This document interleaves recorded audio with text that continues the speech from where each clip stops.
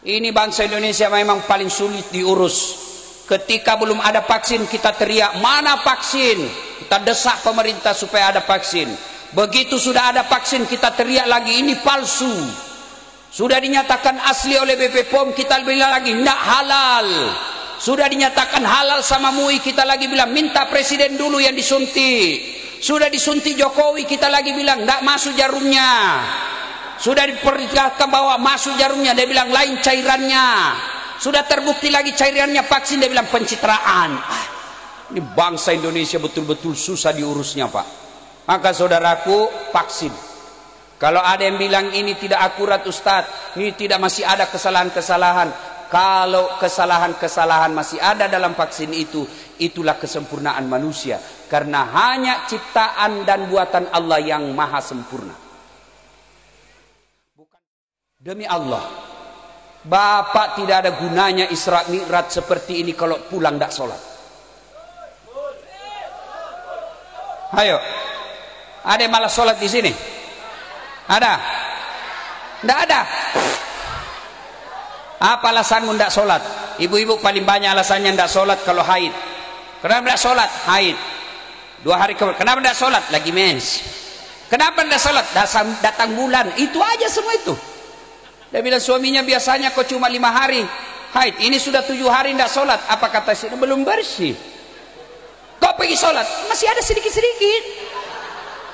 Begitu suaminya bilang, bohong, apa bohong? Saya kasih lihat kau. Belem-belem.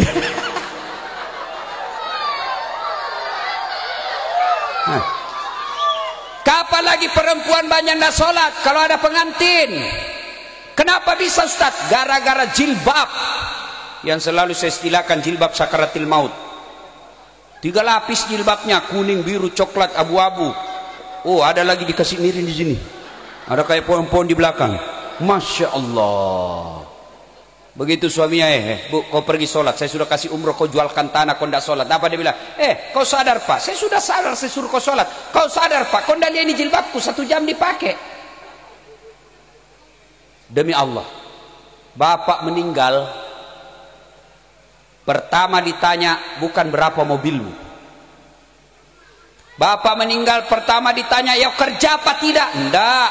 Yang pertama ditanya tentang sholat. Ketika ada orang wafat, seluruh pengantar sudah kembali, maka datanglah penjaga kubur. Yang pertama ditanya, Marabbuka, siapa Tuhanmu? Kalau sholatnya baik, tenang, Bapak tidak usah cemas, maka sholat akan menjawab Allahu Akbar. Giling kepala malaikat. Itu hebat betul ini cowok. Barusan aku dapat. Ditanya lagi, man nabiyuka, siapa nabimu? Salat kita menjawab lagi, asyhadu an la ilaha illallah wa asyhadu anna muhammadar rasulullah. Malaikat katakan, makin keren aja ini cowok ini. Ini orang seram ini. Itu kalau baik solatnya. Tapi kalau tidak beres solatnya, dia solat cuma hari Jumat, itu pun paling terlambat datang, paling cepat pulang. Orang khotbah dia tidur, dia tahu nggak ke malaikat, dia kasih goyang godamnya. Dia bilang, sudah lama ku tunggu kau celaka. Kurang ngajar, kau banyak ceritamu. Begitu ditanya, Marabbuka, siapa Tuhanmu? Dia bilang, tunggu dulu, orang baru datang. Ditanya lagi, Marabbuka, siapa Tuhanmu? Kaget langsung dia jawab, ketuhanan yang Maha Esa.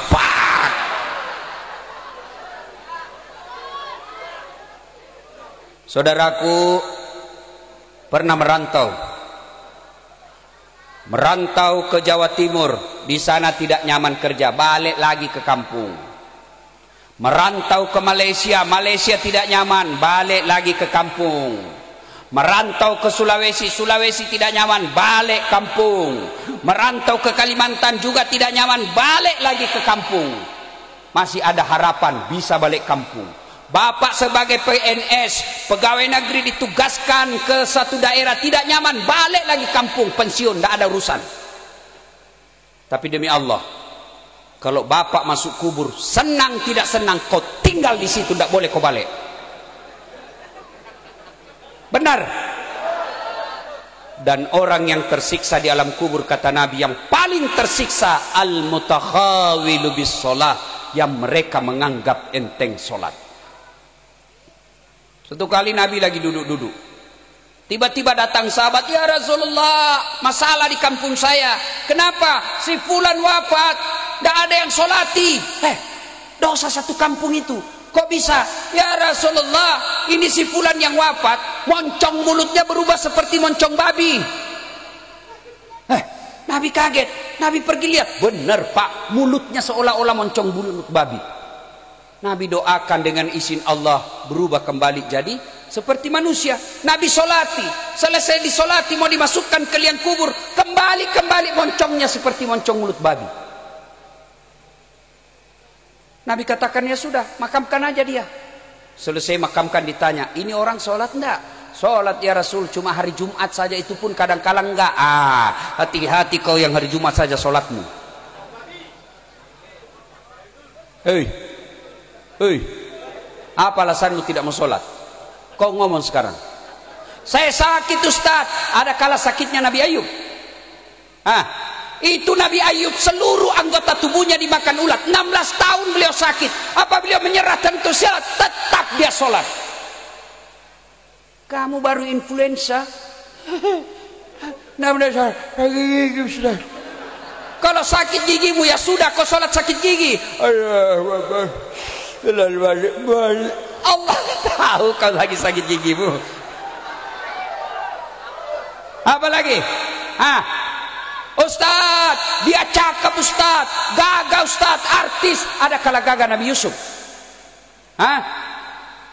Itu Nabi Yusuf begitu gagahnya, di ibu-ibu tukang gosip disuruh ngiris bawang, kasih pisau tajam, suruh lewat Nabi Yusuf. Begitu gagahnya Yusuf, terpesona ibu-ibu yang ngiris bawang. Dia tidak sadar tangannya dia iris.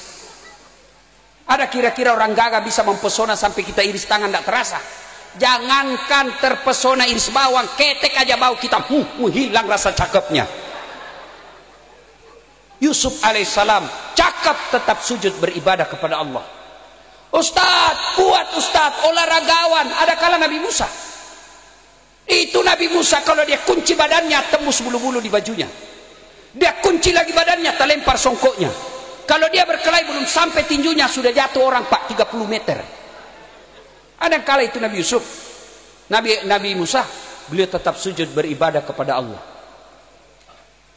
Dia hebat Ustaz, tinggi jabatannya. Tidak ada kala jabatannya Rasulullah, penghulu para nabi, beliau tetap sholat. Kalau orang kaya tidak sholat, ada kala kaya Nabi Sulaiman. Tuh Nabi Sulaiman Pak, pekerangan rumahnya emas, kerikilnya emas. Ada di sini kerikil rumahnya emas. Paling kalau orang Bugis giginya dikasih emas. Beliau tetap sujud beribadah kepada Allah. Orang kaya tidak sholat, pejabat tidak sholat, artis tidak sholat. Orang masih bilang ya sudahlah, dia kaya, tinggi jabatannya, selebriti, semua orang Indonesia kenal.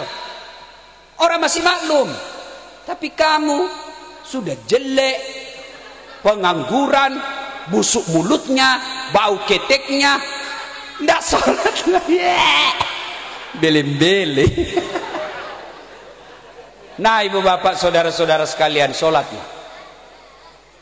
Demi Allah, tidak ada orang sengsara hidupnya kalau baik sholatnya.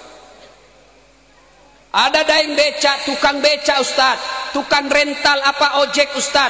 Kalau dia baik sholatnya, kalau bukan dia yang sejahtera, anaknya yang angkat derajatnya nanti. Dia tukang cuci Ustaz, ngontrak kasihan. Tapi kalau dia tekun pelihara sholat, anaknya yang angkat derajatnya orang tuanya nanti. Tapi kalau di tukang cuci, pembantu rumah tangga, sopir, tidak sholat, sampai cucu-cucunya juga nanti menderita. Maka saudaraku, kalau kalian mau hilang duka citamu, kalau hilang masalahmu dalam hidup, perbaiki sholatmu.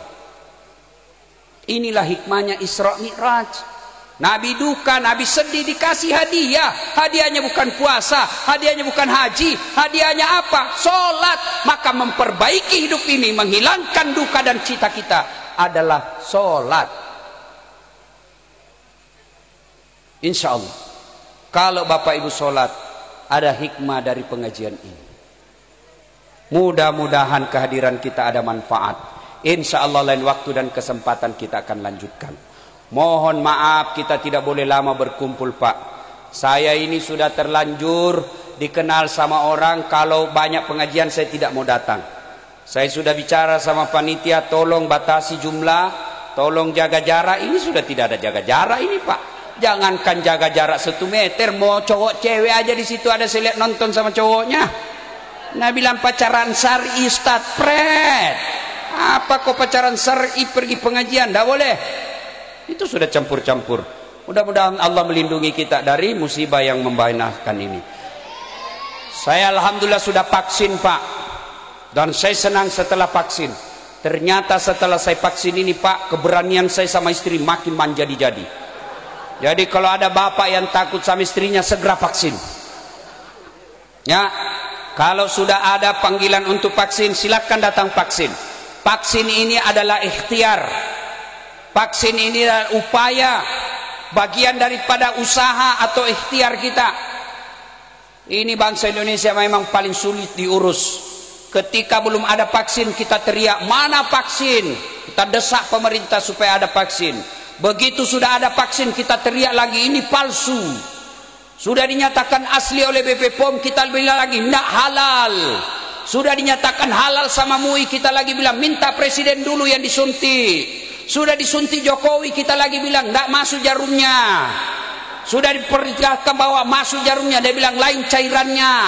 Sudah terbukti lagi cairannya vaksin, dia bilang pencitraan. Ini bangsa Indonesia betul-betul susah diurusnya Pak. Maka saudaraku, vaksin. Kalau ada yang bilang ini tidak akurat Ustadz, ini tidak, masih ada kesalahan-kesalahan. Kalau kesalahan-kesalahan masih ada dalam vaksin itu, itulah kesempurnaan manusia. Karena hanya ciptaan dan buatan Allah yang maha sempurna. Bukan vaksin yang membuat kita mati, tapi ajal. Tiba ajal biar tidak vaksin mati. Tiba ajal biar vaksin mati. Lalu kenapa kita vaksin? Supaya kita terhindar dari penyakit. Kenapa kalau kita sehat? Kalau kita sehat ibadah kita sempurna. Coba lihat gara-gara vaksin, gara-gara virus ini. Salat kita sudah jaga jarak. Alhamdulillah sekarang sudah boleh berjamaah. Mudah-mudahan nanti kalau kita sudah vaksin semua, Ramadan masuk kita sudah boleh tarawih. Kita sudah rindu mau ke Baitullah untuk umroh. Tapi selama kita masih ada pandemi ini, kita tidak bisa pergi lagi ke umroh, tidak bisa lagi sholat jamaah dengan rapat, tidak bisa lagi kita buat tabligh akbar yang menghadirkan satu kampung. Maka supaya kita segera bangkit dan hilang vaksin, hilang COVID ini, maka mari sambut vaksin itu. Segeralah kita vaksin, dan alhamdulillah vaksin ini gratis alias tidak dibayar. Nah ibu bapak saudara-saudara sekalian, pada akhirnya kalau ingin menghilangkan duka cita, ingin berdialog dengan Allah, maka gunakan solat 5 waktu. Demikian, lebih dan kurangnya mohon dimaafkan. Kenapa ibu? Lanjut. Memangnya saya pilkada. Lanjut 2 periode, bukan pilkada ini. Terus, memangnya saya tukang parkir. Kalau masih mau dengar ceramah saya gampang. Buka YouTube, tulis nama saya Dasat Latif. Oh, keluarlah itu semua ceramah saya. Sudah nonton jangan lupa like and share. Ya. Nah, demikian, mudah-mudahan ada manfaat. Mohon maaf, saya janji kepada panitia, insya Allah kalau pandemik sudah berlalu, kita akan datang lagi dengan acara yang lebih meriah, insya Allah. Demikian, lebih dan kurangnya mohon dimaafkan. Nun wal kalami masrun billahi fi sabilil haq fastabiqul khairat. Assalamualaikum warahmatullahi wabarakatuh.